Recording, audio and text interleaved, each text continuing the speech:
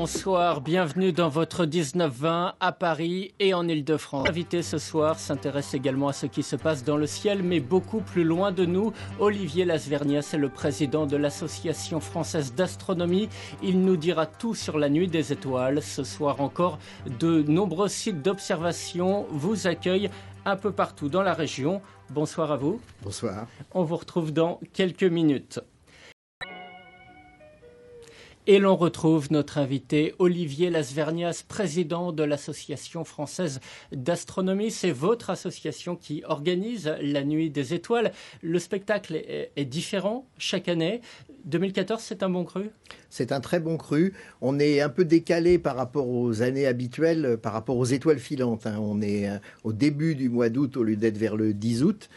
Parce que nous avons la pleine lune qui va apparaître le week-end prochain.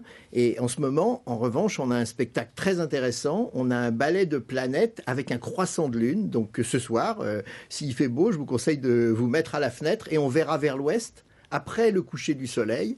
On voit un point rouge brillant, un petit croissant de lune, ce qu'on appelle la lumière cendrée, c'est-à-dire le clair de terre qui éclaire la lune, Saturne, et puis ensuite Antares. Donc un très beau spectacle, très facilement observable à l'œil nu, très facilement photographiable. Alors on va le découvrir justement, la Lune comme vous ne l'aviez peut-être jamais observée. Reportage à Gretz-Sarmainvilliers en Seine-et-Marne. Céline Cabral, Jean-Yves Blanc.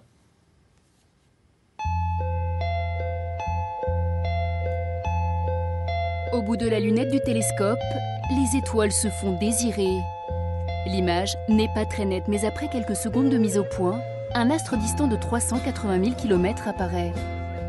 C'est la Lune, telle qu'on l'a rarement vue.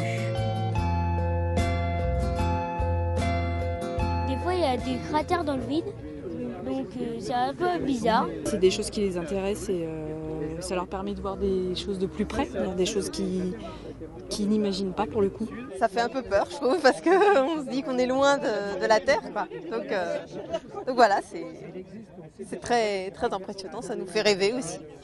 Il fait nuit noire, le ciel est dégagé.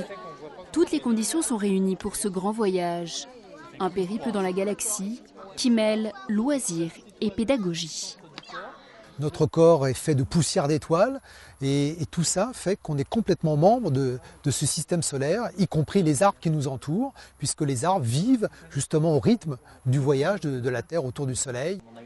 Pendant la nuit des étoiles, on peut aussi toucher du doigt des éléments de l'univers. 200 météorites comme celle-ci sont tombées en France depuis le Moyen-Âge. La dernière a été retrouvée à Draveil dans l'Essonne il y a 3 ans. Oui, et on l'a vu tomber, on a vu le caillou tomber. Toucher une météorite, c'est toucher, on va dire, une étoile filante, et donc toucher quelque chose qui vient de très très loin dans l'espace, et puis parfois aussi donc très très vieux, puisque donc des météorites ont 4,5 milliards d'années à peu près. Difficile de garder les pieds sur terre avec ces milliards d'étoiles sur la voûte céleste. Impossible aussi de trouver le sommeil, les yeux restent rivés sur le ciel, à l'affût d'étoiles filantes. Olivier Lasvernias, quand on dit Nuit des étoiles, effectivement, on pense souvent étoiles filantes, vous l'avez évoqué. Pourquoi est-ce que c'est toujours en ce début de mois d'août la meilleure période pour les voir ?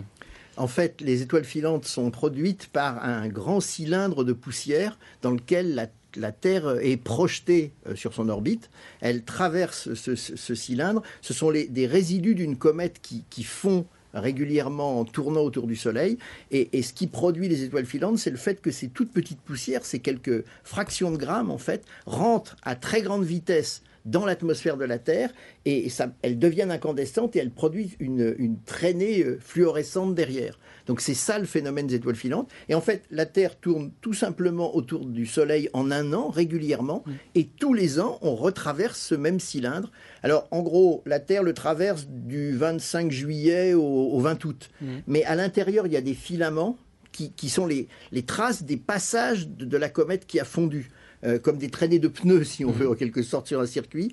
Et on voit vraiment les étoiles filantes quand on est à ce moment-là. Le maximum, normalement, c'est 10, 11, 12 août. Mais on commence à en voir déjà très, très bien dans un soir comme celui-ci. Plutôt en deuxième partie de nuit. On voit que vous êtes un passionné. Il y en a beaucoup en France dans tous ces clubs d'astronomie, des bénévoles. On sent depuis quelques années un véritable engouement pour cette science.